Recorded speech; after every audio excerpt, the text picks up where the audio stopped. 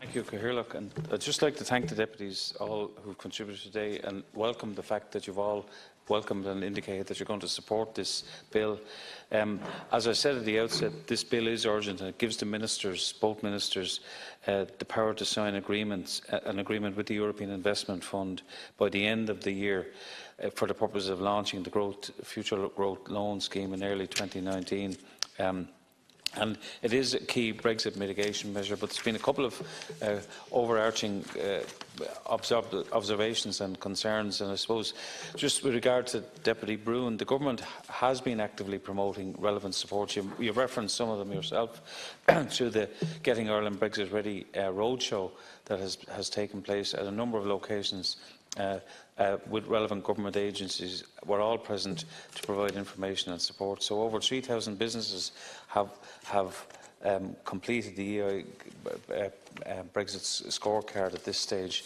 And just to say that the budget in itself for 2019 provided over 110 million for additional Brexit preparedness resources and initiatives across the departments. The Department of Agriculture is funding an additional 98 additional staff for the agencies and regulatory bodies, with the remit to date to prepare Irish businesses to be Brexit ready, and we're providing an extra 8 million in 2019 for the department as well as the agencies and regulatory bodies to continue their work on a Brexit response in an increasing global footprint. In other words, we're funding extra resources across the globe for market diversification, and indeed we have done quite an extensive, both Minister Humphreys and myself were in China recently. Minister Creed took a delegation to Malaysia and Indonesia, with Enterprise Ireland, the IDA board BIA accompanying us on those occasions. Just with regard to the owners being too onerous, I suppose just to make the point initially that this scheme is meant to be up to 500,000 no security, unsecured, over up to 200,000 no additional business plan, over 200 to 500 a business plan forms part of the application. So it's relatively easy.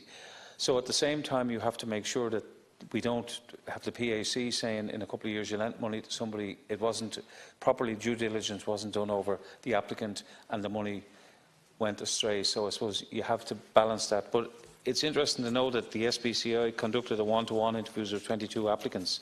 They all had a very positive opinion on the application process, and the qualifying. It shows that the majority of applicants are receiving eligibility confirmation within 24 hours.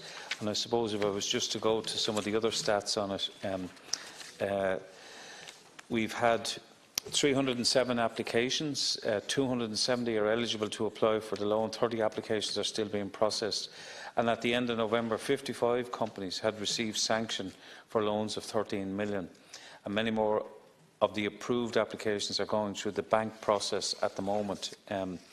And just on the Exchequer funding for this scheme is 62 million because the loans are for 10 years or more. And I think, just going back to Deputy Kelleher's point about this not displacing or replacing existing credit that the banks would provide, a couple of points on that are that the banks provide typically 3 to 7 year financing for companies that would qualify for this. This is about funding for 7 to 10 years, so it's a different it's a different product in the beginning. In the first instance, it doesn't have the same security up to 500,000. It doesn't have the same security requirements that a conventional loan. So in many ways, it might be competing, but it isn't allowed to replace an existing finance, an existing loan that's already a company has. So those are, I think, important to bear those in mind. But I do take the point that we have to be careful to make sure. So, and the other thing to make the point is that the interest rate typically will be lower than what's available on the market, and no refinancing is allowed. I think I made that point. And also, at the end of the day, the Credit Review Office is available to businesses who wish to have their application for a loan reviewed if it's refused by a bank. So, just going back on the other point, I suppose, we're asking people to do something different here. It's not business as usual. It's about businesses allowing them the opportunity to borrow for periods between 8 and 10 years for where they see their business needs to go to, with the aid and assistance of the various different agencies, whether it's Board BIA, who have put in a lot of extra resources in support getting Brexit ready, EI and indeed the local enterprise office. So all of the statutory state agencies that are there to support businesses are available to mentor and continue to do so with the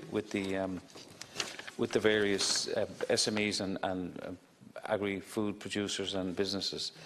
So it's a scheme that will assist businesses who are trying to strategically invest in a post-Brexit environment by providing the opportunity to borrow for the 8 to 10 years, as I said, to support long-term capital investment, which is something that's not readily available at the moment. So we want to provide business with the opportunity to invest and to allow them to prosper and remain competitive by diversifying the business. So it's important in this way. And it's an effective use, as has been said already, of exchequer funding, as it means 62 million can be leveraged using the EIF counter guarantee to unlock funding for businesses of up to 300 million with the 64% guarantee. The bill will give members the necessary powers, the necessary powers to enter into the agreement with the EIF and implement the future growth loan scheme, which is a key component of the government's response. And together with other initiatives such as the Brexit loan scheme and many others supports available through the agencies, we are helping the businesses to face their Brexit challenges and overcome them. So I think I've covered all queries that I can see notes on.